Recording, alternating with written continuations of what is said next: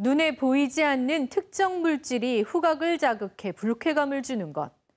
감각공해의 하나인 악취를 의미하는데요. 쾌적한 삶에 대한 욕구가 늘면서 정부는 지난 2004년 악취 방지법을 도입했습니다. 하지만 악취 민원은 감소는커녕 오히려 증가 추세입니다. 전북은 어떨까요? 전라북도는 지난 2014년 각종 악취 배출 시설이 몰려있는 익산 1, 2 산업단지를 악취관리 지역으로 지정했습니다. 그러나 첫 해만 민원이 줄었을 뿐 최근 다시 늘고 있습니다. 악취는 요즘 농진청과 국민연금 등 수도권 공공기관이 옮겨온 전북 혁신도시에서도 논란이 되고 있습니다.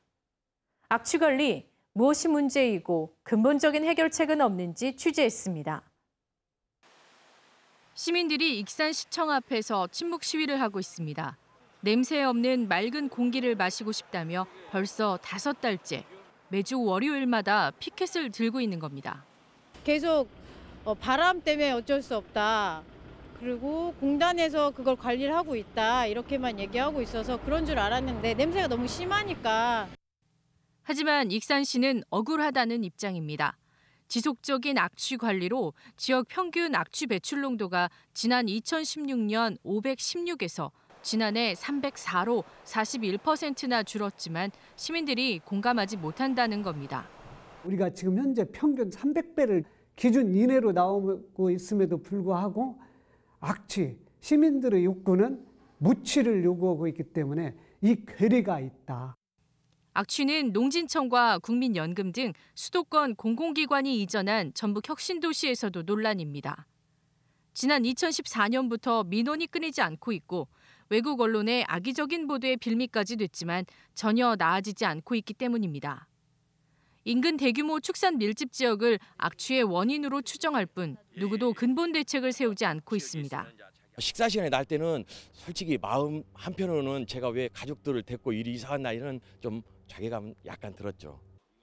전문가들은 악취에 대한 자치단체의 관리 감독 의지가 가장 큰 문제라고 지적합니다. 익산시의 자료를 보면 공무원들이 악취 배출 사업장 지도 점검을 가장 많이 했던 지난 2016년에 악취 민원이 가장 적었습니다. 악취는 뭔가 어떤 관리 지역으로 묶어놓거나 하는 것도 중요하지만 핵심은 공무원들이 얼마나 그 사업장들을 꾸준히 관리 감독을 하느냐. 저는 이게 가장 중요한 문제라고 봅니다. 악취 방지법의 느슨한 처벌 규정도 문제입니다. 악취 개선 명령을 받은 업체가 2년 내 연속 3번 이상만 배출 허용치를 초과하지 않으면 법적인 제재가 거의 불가능합니다. 악취 방지법의 체계 자체가 느슨하고 허술하다 보니까 기업들도 최소한의 어떠한 부분만 하면은 이 법을 빠져나갈 수 있는 그러한 구멍들이 많다. 근본적인 해결을 위해서는 악취 농도와 배출 빈도를 동시에 단속하고 사전 규제를 통해 악취 배출 총량을 관리해야 한다는 목소리도 큽니다. 아예 고악취 유발 시설 또는 업종에 대해서는 사전에 인허가를 줬을 때 악취 영향 평가라든지 이런 영향 정도를 예측한 이후에 인허가를 내주는 게 좋을 거라고 판단합니다. 지난 5년 동안 익산시와 전북 혁신도시 악취 저감에 투입된 예산은 1,089억여 원. 세금은 세금대로 줄줄 새고 악취는 악취대로 여전히 줄지 않고 있습니다.